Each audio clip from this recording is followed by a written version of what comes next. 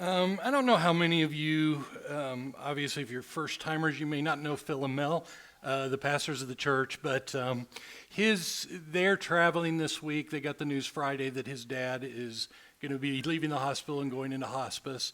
And for those of you who know Phil's parents, they're pretty remarkable people.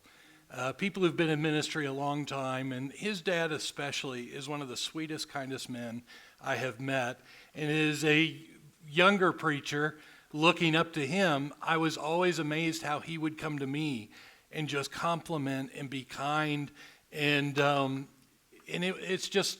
it's life in these moments is just difficult to lose somebody that you love, and all the families there. And so our prayers are for Phil and Mel and as their family as they walk through this. Life is hard, even with God in it. And so our prayers and thoughts are with them. So he called me Friday night and he said, "Hey, could you plug in?" And I said, "Sure, I would be willing to do that." Now, for those of you who don't know, I am the director of a ministry to young adults called Intermission. And it's a discipling experience where we ask young people to give a year of their lives. Come live with us in community in an old dorm that's 120 years old on Johnson campus, but we're not with the university. We rent that space. We try to make it as habitable as possible as you can with a 120-year-old building.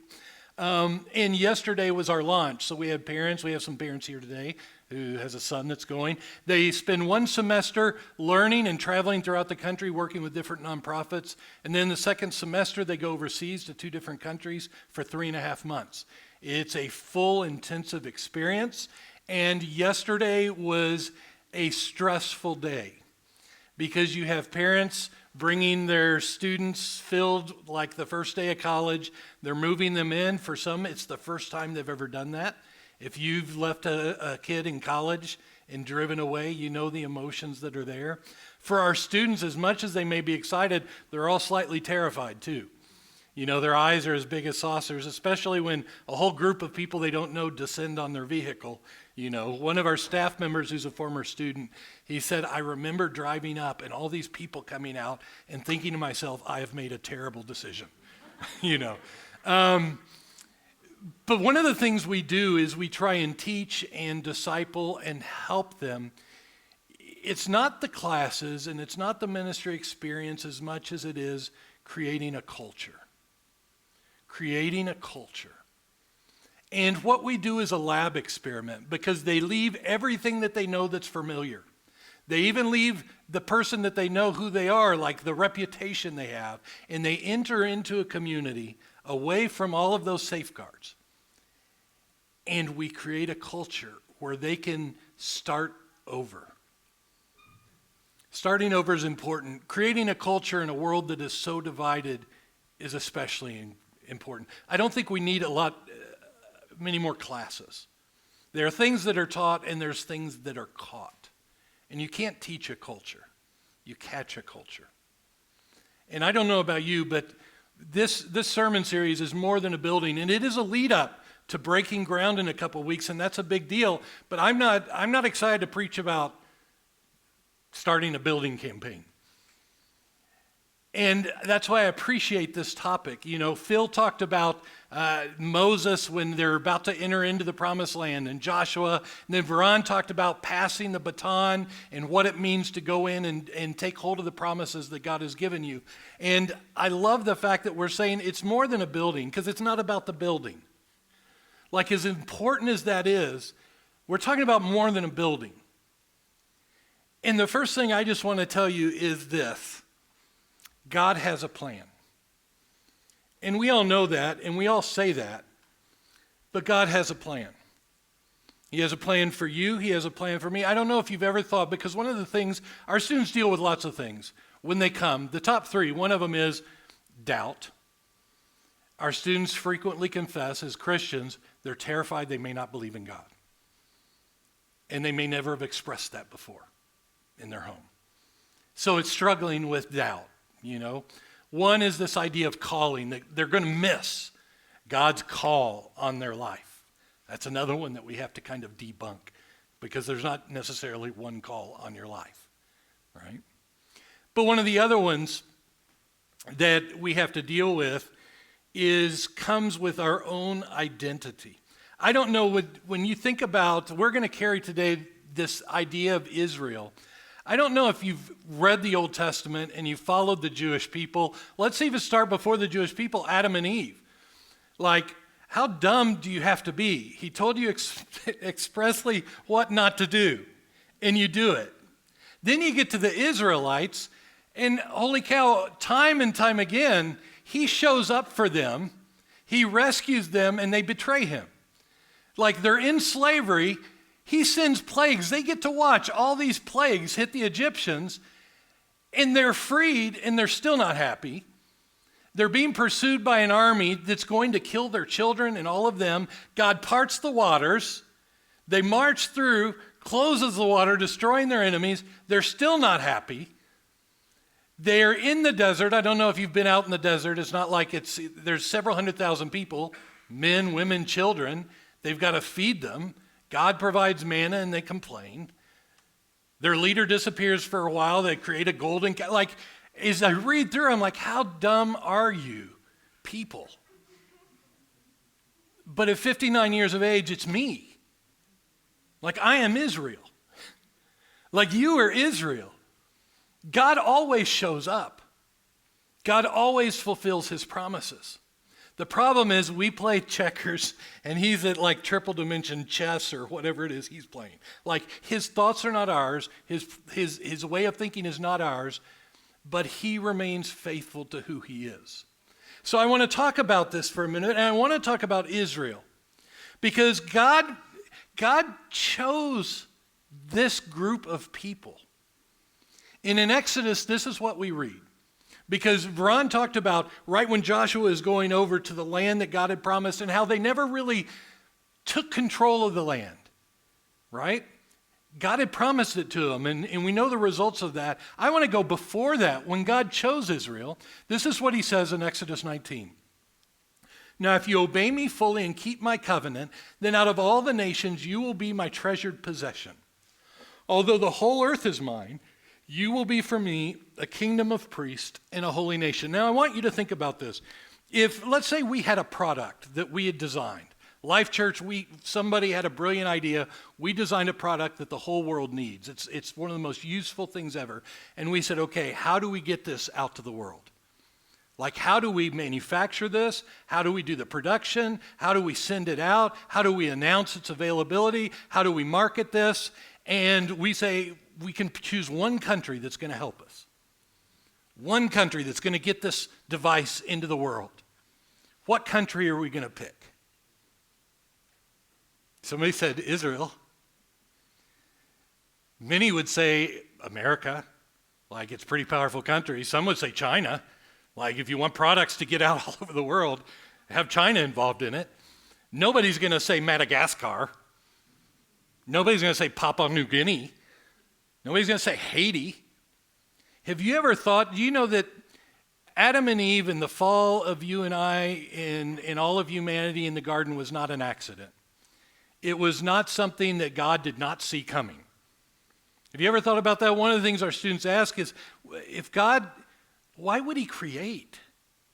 If the world's going to go to such a bad place and so many people are going to be sick and there's evil and they're going to be condemned, why would he do that? And that's a question that people have asked from the beginning, people far smarter than me. All I know is that once I had kids, it doesn't matter, I will take any day that I can have with my child.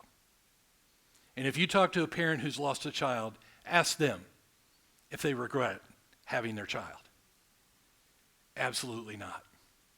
Do you know that before God ever created you, he knew you, and he loved you, and he chose to create you because he already knew you and loved you, you know?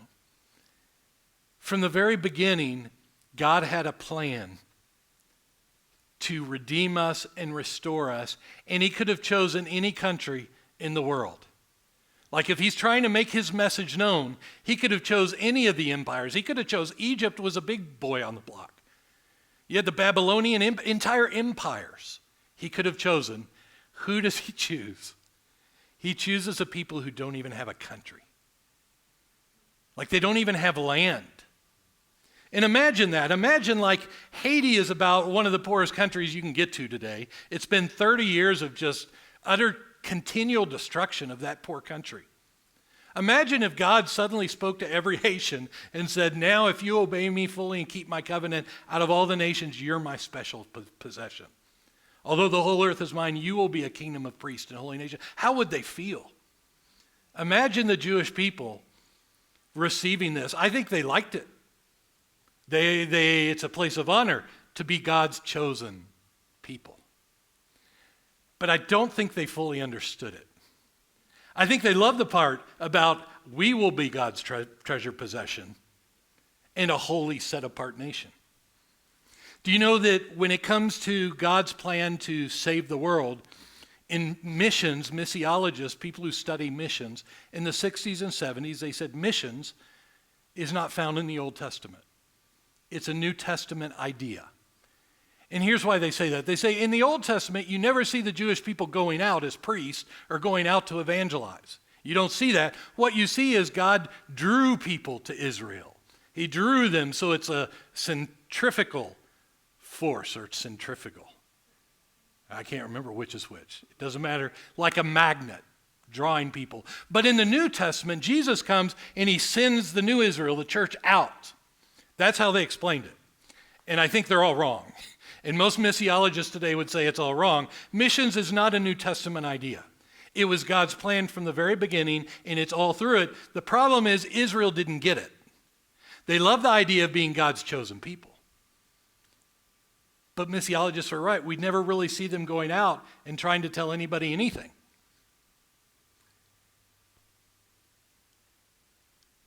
They were chosen out of all the nations for a specific task, to be a kingdom of priests. So I want to ask you this. Ron had a map of Israel. We're going to show you another map, and you'll see the blue's the Mediterranean, and the blue piece coming up right below the golden star there, the yellow star, is the Red Sea. And right where that star is Israel. God chose a people for his message to go around the world, and he chose the people without any land. And he told them, you will be my priest, and they didn't seem to get it. They didn't get it. They loved being chosen and special, but they would never exercise their priesthood. And so God has a plan. We cannot interrupt God's plan, even though we can impact it. So why Israel? And right where that star is the land that he prepared for them. And if I were to ask you, why did God choose that piece of land? We've already asked the question, why did he choose this people who have no land and who are insignificant, who are powerless? And then why would he give that? Somebody once said, well, it's because it's the land of milk and honey. Has anybody been to Israel? Couple people? Is it the land of milk and honey when you were there? Maybe if you were in the desert for 40 years, you get to that land and you're like, okay, this is land. It is very not like our minds think when we think land of milk and honey. Like you think in the Fertile Crescent in Egypt where the Nile is, that's not fertile land. I've been in Italy to Lake Como where all the rich people live at the base of the mountains. It's gorgeous. That's a land of milk and honey. So why right there? You see, I believe, and not just me, it's others, God had a plan, and he said, I've chosen you, Israel, out of all the countries to be the salvation of the world. And I'm going to give you a piece of land.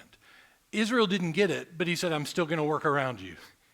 And he gave them one piece of property. You know what's interesting about that piece of land? All of the empires, if they're going to have commerce and they're going to deal with each other, it all runs through that tiny piece of land.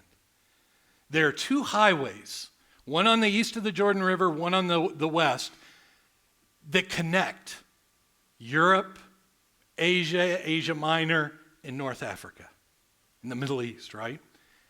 And those roads all go through Israel. So what God is basically saying is, okay, Israel, even though you're not assuming your identity as priest, I am going to put you in a place at the crossroads of empires. He divinely placed Israel at the crossroads of empires so that they would have influence. So that they would have influence. And I want to talk about that for a second. God has a plan. And we know that we are part of that plan.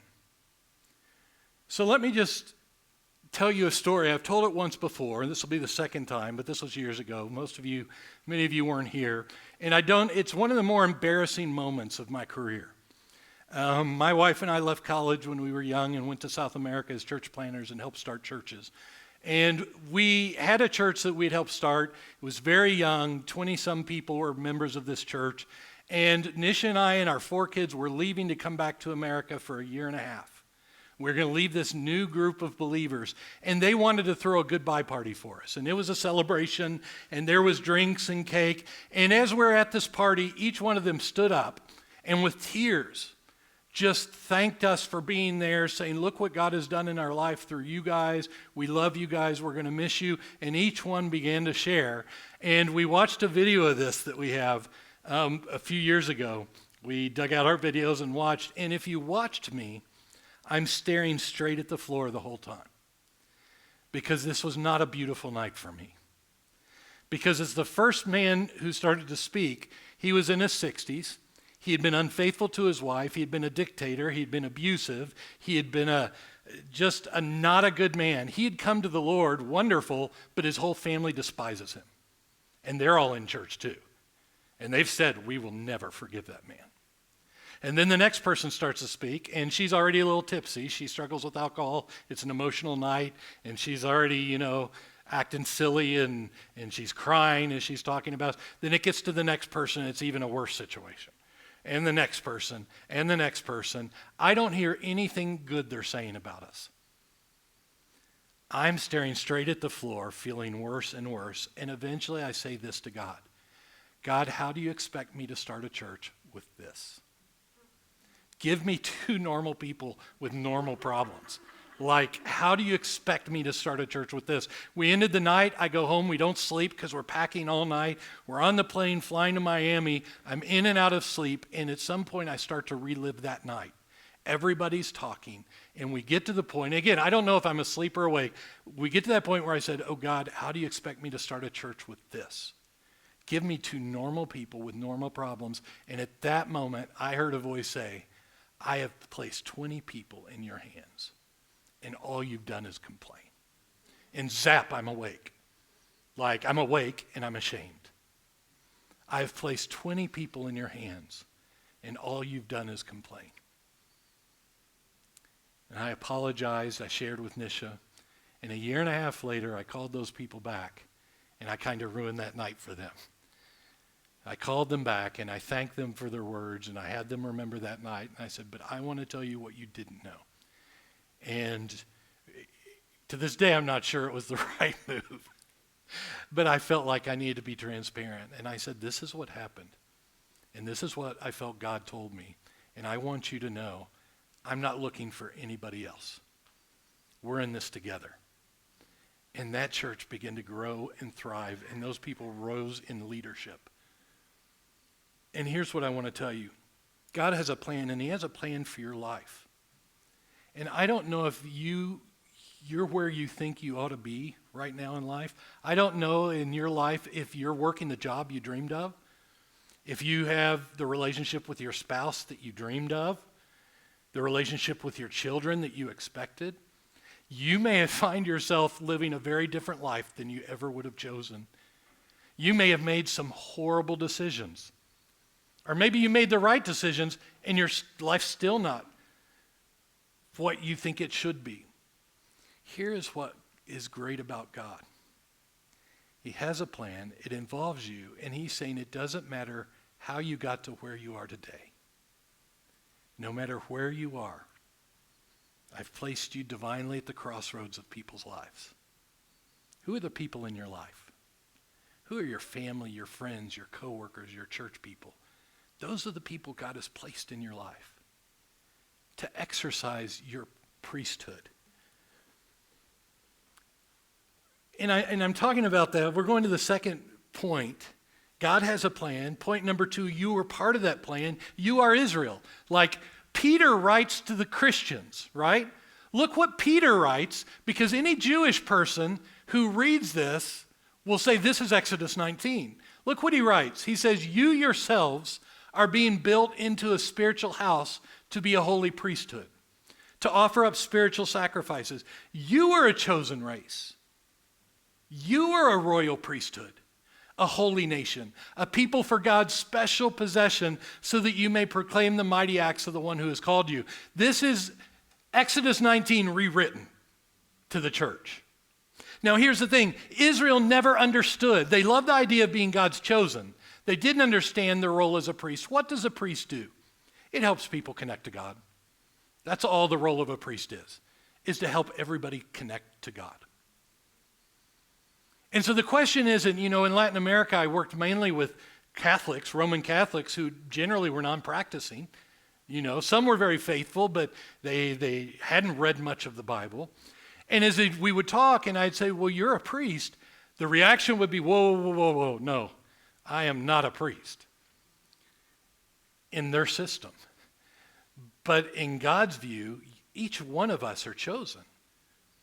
He considers you his emissary, his priest. So it's not whether or not you are a priest, it's what kind of priest are you?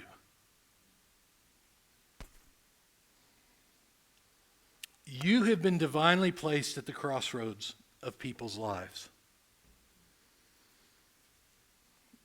So if we're talking and saying you're a priest, we're talking about you as leaders. It's a leadership function. And one of the things I've dealt with over the years is recognizing or having to recognize what is a leader. What is a leader? I don't know what comes to mind when you think of leaders. Like for some of you, it's somebody who's charismatic, just very charismatic. There are people who, when they walk into the room, they just draw attention. I have a brother-in-law, Doug, who's a medical doctor, has been a missionary. He's a good-looking guy. He's friendly. He's engaging. When he walks into a room, people just kind of notice. They automatically are disposed to liking him. When he talks, people tend to listen. When I walk into a room, nobody seems to notice. I'm not predisposed to being liked, and I generally struggle liking people sometimes. So if I could just stay at home all day, I would be probably pretty good, right? I theoretically love everybody, right? I'm not that guy. I wish I was that guy. All my kids growing up, our home was the home the neighborhood kids came and played in. And I would joke with them and stuff. But later my kids told me all his friends were terrified of me. All through my life, I've just had this chilling effect on people, And I've never understood it. Like, I want to be likable. I don't want to be awkward. So if being a leader means charisma, most of us in this room are not going to be leaders. Some of you have it. There's no doubt. Some of you are those people that people just naturally are attracted to. And that's a wonderful thing. That's a lottery thing you've won. But it doesn't require that. For some of you, it's power, position, authority. If that's what a leader is, then many of us will never be leaders. For me, there was one guy that was everything I wanted to be. It's this guy. When this movie came out, it was my favorite movie.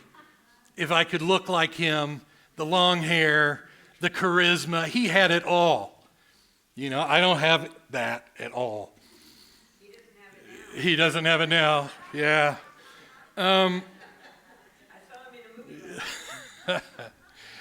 But here's the thing. There's a guy, John Maxwell. He's written 40, 50 Christian books on leadership. I have a few. I've never gotten past the first chapter, but I did see this. He says this: leadership is influence. Nothing more, nothing less.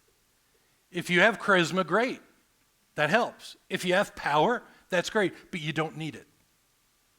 And I think about my grandmother. My grandmother grew up in Virginia, mountain woman, big family. She talks about her sisters playing banjos on the front porch and spitting tobacco. That was her sisters.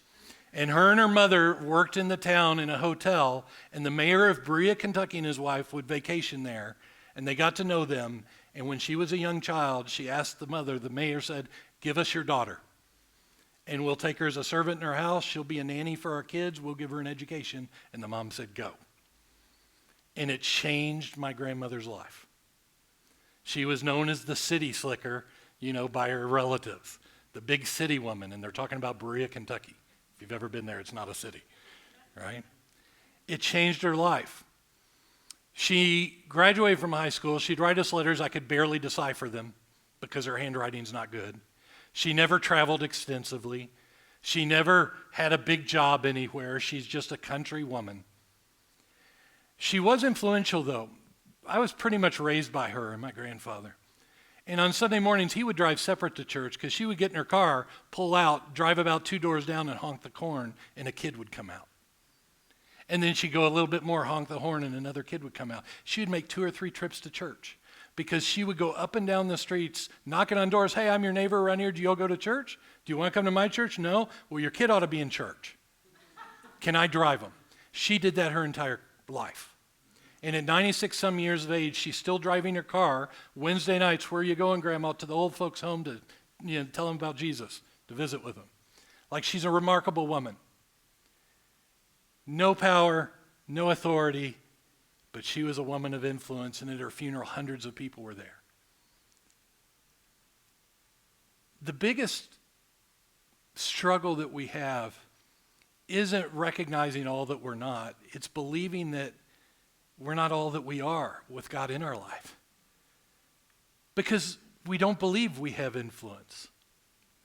Influence is such an important word. This is our son, Daniel, and his wife. She's a Spanish girl. They're missionaries this church supports in Spain. They are missionaries, but they started a DIY Instagram account that blew up to like 125,000. And they were asked recently by a television channel, would you want to do a program like the DIY on TV? And they're like, no. The Home Depot of Spain has them travel around Spain, to do different DIY things. And they're starting to get known. And it's not their main job. They're missionaries. But what they're saying is, how can we use this influence for the good of the kingdom? So one of the questions that I have for you is this, and I've asked this all around the world. And it's this question.